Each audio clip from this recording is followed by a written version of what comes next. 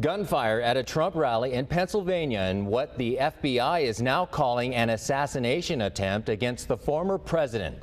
Good evening, and thanks for joining us. I'm Tony Shin.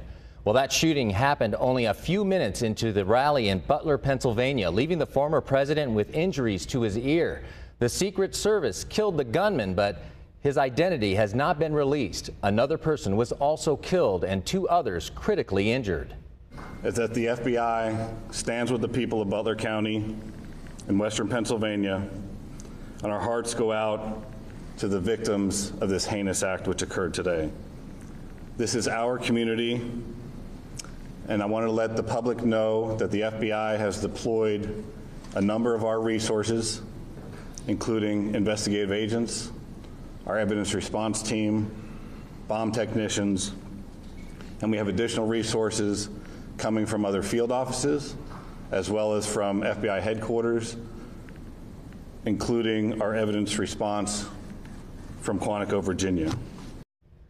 Right now, investigators are still trying to figure out a motive for this shooting, and they are now asking for help from anyone who was there and may have witnessed something. Vinay Simlat starts us off with the latest. A searing moment Saturday afternoon. Former President Donald Trump says a bullet pierced his upper ear in a shooting at a campaign rally. Take a look at what happened.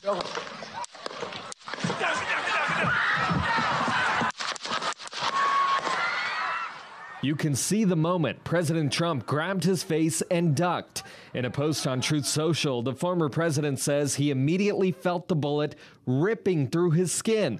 Secret Service returned fire, killing the shooter. Shooter's down. Are we good to move? Wait.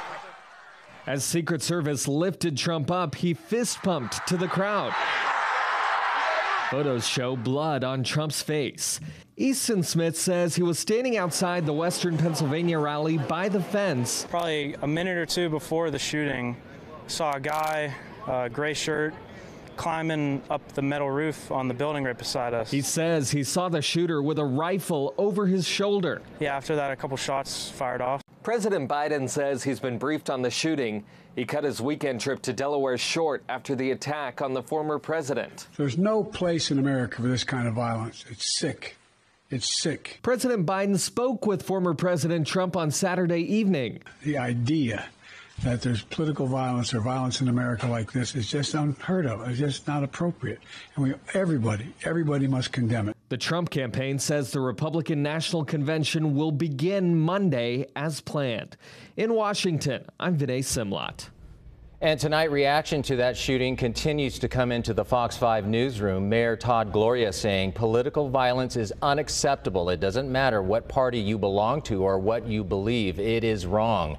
San Diego extends our thoughts and prayers to former President Trump and his family, as well as everyone impacted by today's tragic event in Pennsylvania.